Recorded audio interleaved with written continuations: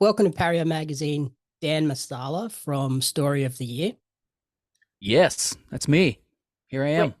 we're here today to celebrate your 20th anniversary of the debut album Page Avenue and the upcoming Australian tour alongside Senses Fail and Behind Crimson Eyes. Yeah. Before we dive Yeah. into that, do you want to give our audience a little intro as to who Dan is away from music and the band?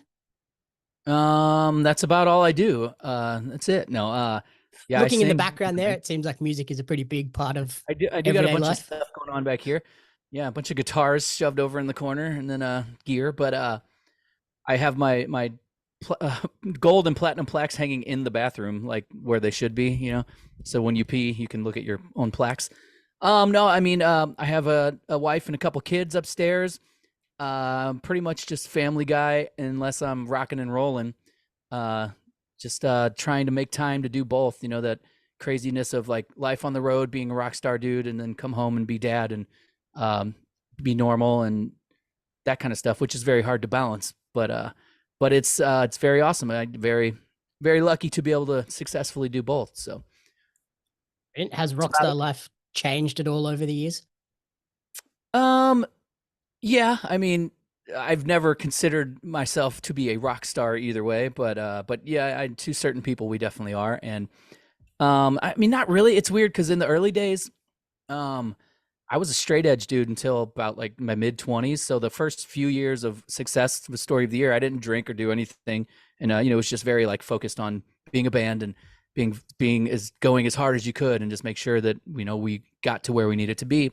And then a few years later, it's like, we all in the band, a couple of guys were straight edge, a couple weren't, but we started drinking, and it was just like, we definitely I party now more than I did probably back in the early days, but not like crazy, dumb, stupid rock star shit. But I definitely am a little weirder and wilder now than I probably even was in the early successful days. But no, we've always been pretty lucky where we rode the kind of the line of, we're always successful, but not like crazy Brad Pitt, Tom Cruise kind of star guys, so Yep. We can just kind of fly under the radar and have our music and just go wherever we want and do what we want. It's perfect. Yep. So like we mentioned, you're currently celebrating the 20th anniversary of Page Avenue. Does it feel like 20 years ago that album was recorded and released? Not at all. No, it's crazy to look back and even fathom that could possibly be 20 years old. But because 20 years ago, we didn't have any plan of that record doing anything. It was just like, let's get a record done and put it out, and hopefully we can tour, and play shows. That's all I want to do, is to be able to play show every day and have some people come and watch our band. So we had no idea that there would be radio success, that the record would sell over 1 million copies over years and years. And yeah, I especially couldn't fathom in my early 20s that 20 years later I would still be able to play these songs and have people still love the record, maybe even love the record more now because of all the nostalgia and everything that's built up around that record and how important it was to so many people. That's something you can't plan, and it's amazing, and we're very lucky. And yeah, I'm just here for the ride. I love it. Yeah, I find that myself with especially like TikTok these days. You'll see a video come up that's like, oh, did you know these songs are 20 years old or stuff like that? And it always blows me away. Did you realize the anniversary was coming up, or did somebody let you guys know? I think we knew, it just slowly crept up on us, and it's weird to think about other records. Like I guess now our second record will be 20 years old next year. So it's like now all of our records are just going to have anniversaries as we go. And it's very weird to think about. But no, we knew, because we did a 10-year anniversary tour of it as well in the States. And I don't know, we might have came down and done some stuff in Australia, but I don't think we did really. But so, when you have a very successful record, you kind of, you count down the days to when you can celebrate it and, try to get people excited about stuff again. But it's been cool because we put out a new record as well last year, and that one has been received just as well lately. And like on our top playlists and stuff, everything from the new record is streaming almost better, even a little bit better than some of the original Page Avenue songs. So it's great to be able to celebrate both, to have that iconic of a record and then have something new that's really connecting as well. that's the goal, and it's been awesome. Do you find there's a big diversity in the audience that are coming to shows now? You have people that are new fans for the new records, and then you have people that have been there since day one. Uh, there have been a lot of like we did the US 20-year anniversary tour, and every night I would ask, how many people have seen us before, and it was like, maybe half the crowd, but then how many people first time? It was a lot of first timers, a lot of newcomers. I don't think it's necessarily like people who just found out about us. It's just that maybe they didn't get to see us back in the day, and then we didn't tour for a while, So I think it's a lot of people who learned about our band at some point in between, and they've just been dying to come see us at some point. But there's definitely brand new fans as well, and I don't know. It's for the most part, all of our music is pretty consistent. We do change a little bit here and there, but it's not like we drastically have done something insane to where we have a whole new fan base. It's just new people finding out about that they like our band. So it's been perfect. The new and the old, we appreciate them all. So, and looking back on Page Avenue, did you realize at the time how special that record was or could be? Not really. I mean, that's a funny story.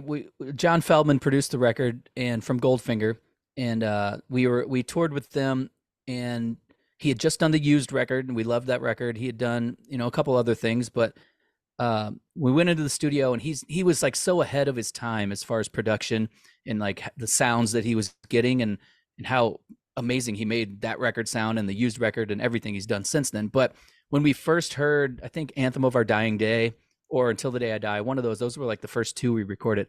We like went out to his car and listened to it, and we're like, that's not our band. Like, what is happening here?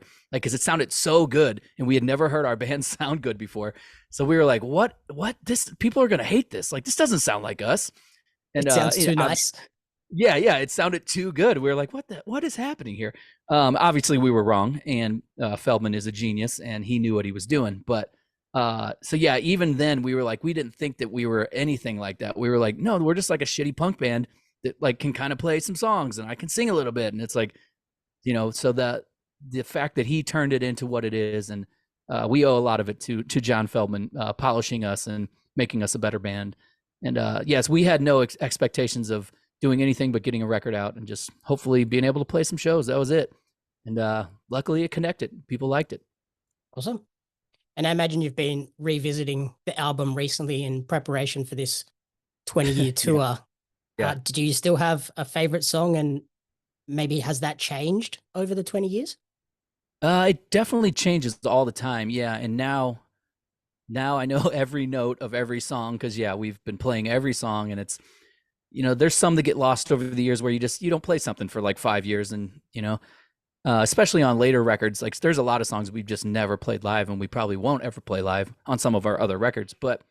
And then that once you get a whole catalog, you just kind of write in the fashion where you're like, well, we might not ever play this, but I like it, so let's just put it on the record, But on Page Avenue, we were very much in the mindset of, okay, all these songs have to be played live because that was all we had, So they're all they all work fairly well live, but there's ones that, I love now that have total different meanings lyrically.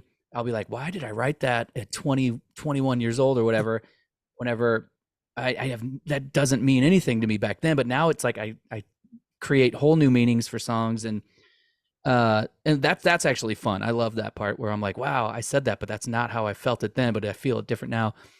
And then some songs that I used to love, and I'm like, yeah, whatever, that's fine. We'll play it. But so that always changes. There's always a couple that you're like, okay, like there's a song called Swallow the Knife, which is one of the slower ones, and we never played it, and we were just like, because we just wanted to play heavy songs and jump around, But now it's been like a real big surprise playing that live. I'm like, I really enjoy it, and the lyrics are really cool, and it's like a whole new feeling now that I'm in my 40s and I'm a grown up, and singing a song about a friend that we kicked out of the band at the time, who has since passed away. So it's just a really weird, deep song to me now. And it's like, wow, okay, this is just, it's crazy, how time changes things.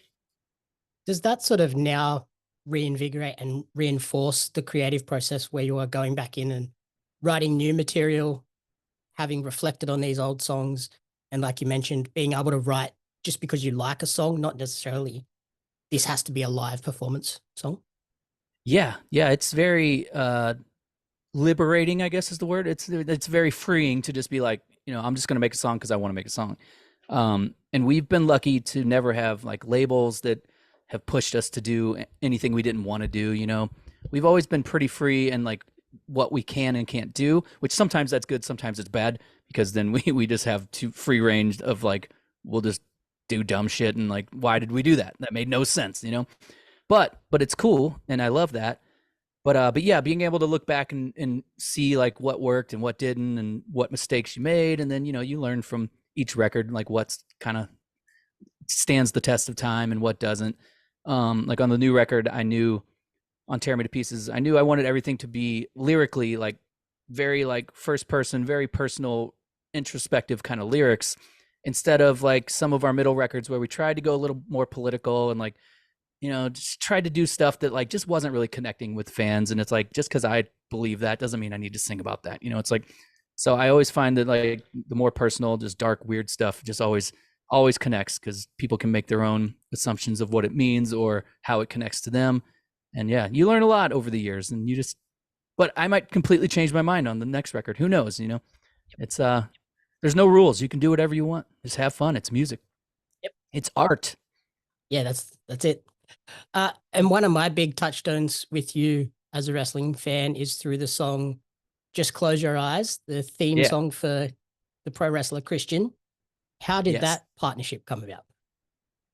That was very random. We had a friend who was like worked for the promotions department at WWE, and that just came to us randomly one day. It was like, hey, would you have any interest in collaborating with a wrestler? And we're like, yeah, sure, that'd be awesome.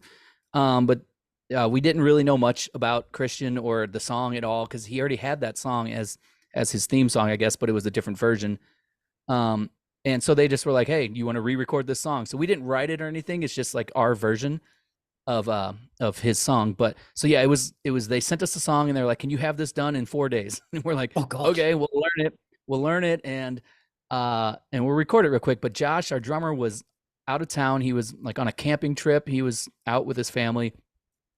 And we only had 3 days. So I played the drums on it, because I'm still a drummer, I guess, but I was more of a drummer then. But yeah, I played the drums. I think Ryan played guitar and bass, and then I just sang. And it was just like we threw it together as quick as we could in the studio. And so it's a little bit of a weird song for us, but a lot of people love it, and it's cool. It's a really cool song. But if people are like, will you ever play it live? And I'm like, I don't know. I mean, it's like it is our band, but it's kind of not, and it's kind of a weird in between song there. So, but it turned out really cool, and happy to be a part of that whole world. It's cool. And do you still keep up to date with Christian and the stuff he's doing now? No, I don't actually know. I mean, a lot of people always tell us what's going on, but no, I don't know. Do you know what's going on now? What's his deal? I don't know. He's in AEW, and he's doing some of his best work ever to date. So it's cool to see him still floating around. And your song was one of those things where I was like, that was a song early in my wrestling fandom where I was like, I'm making that and putting that on a playlist. Yeah, that's cool. He probably doesn't use the song anymore, I assume, because I think WWE owns the rights to it, like the guy who wrote it. I know there's a lot of politics that go into that whole thing, so it's another reason why we're like, it's not really our song. So, but it was a cool thing either way. That's awesome. Awesome. So then, as we look ahead to the Australian tour in August, how are you feeling ahead of the tour? I'm excited. We always say it, but we're not lying when we say it's one of our favorite places to tour, like on the planet. Like 100% love it. Australia and Japan, we love.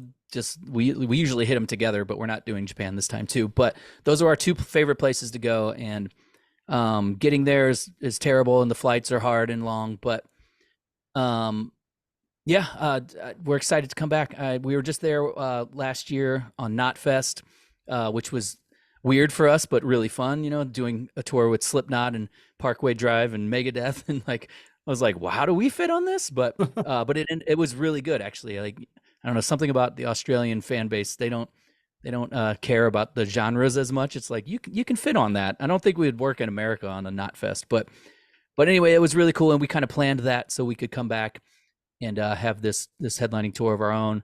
So it's going to be awesome. We're bringing our friends Senses Fail. We've been doing a lot with them lately. We've known them guys forever, and it's just an awesome friendship. So we'll both be just insane and partying and having a great time together on the whole tour. So we're excited. And it's pretty tight schedule. I'm imagining you're not getting to do a lot of touristy things or heading out elsewhere. Yeah, there's a couple days off, but yeah, it's they tried to book even more on the one of the days off, and I was like, man, we need like with all the flying and the flipping of the schedules and like the time change, it's hard on my voice every time I'm in Australia. It's like one of the only places that I'll lose my voice, like almost every time at some point. So I don't probably just jinx myself, but I don't think it happened last time I was there. But just lack of sleep, and it's just that stuff messes with you. But I was like, yeah, let's at least get a couple days off. It's only 5 shows or whatever, but it's like I need a couple days in between. Yep. So we might get to do a couple things, but yeah, it's usually pretty busy. It's either flying and playing or whatever, trying to catch up on sleep. Yeah, we don't get a lot of time to hang out. So what can fans expect from the band during these shows? Obviously we're playing all of Page Avenue. We've been doing it in the States for the last few months, and it's a great show. It's so much fun. We're not doing it like in order. We're playing all the songs on the record, obviously, but we're like mixing in some of our new songs as well. We built a set out of it to where we're playing every song, but we're not doing it in order of the record because it's a better show that way. And nobody wants to hear Until the Day I Die second in the set. It's very weird. Most people actually would. They'd be like, cool, I'll just leave. I'll go home now. 2 songs in. That's all I needed. But yeah, no, I do find it weird when bands do that, where they just play an album front to back. I'm like, it's not necessarily the best live show. Yeah, like sometimes it works if your record's structured that way, but that record is not really. We've done it before. It's just we don't like it as much, and it doesn't put on as good of a show. So we're doing it in a way to where we're mixing in some other old songs and then a few new songs as well from the new record, and just making it a really cool show. And we're still idiots, and we jump around a lot and hurt ourselves. So I think my heel is still hurt from a couple months ago, and I'm hoping that it feels good when I get there. But we're not doing we're not as crazy as we were 20 years ago, but we still try. Great. Yeah, so tickets are available at destroyalllines.com, but where is the best place for people to support you and track your creative journey moving forward? Story of the year on all the stuff. I mean, I don't post a whole lot. I'm not a big social media kind of guy. I'll only post stuff about my band. It's like I don't find myself that interesting. Otherwise, I don't want to post. Well, I mean, it is interesting, but I don't need to post stuff about my kids and stuff. People don't need to know all that. Yep. So I just keep it simple. I just repost what my band does. So just follow Story of the Year on all the socials, and they'll know what's going on. Wonderful. Thank you so much for taking the time to chat with me, and good luck with the tour. No problem. Thank you. Appreciate it.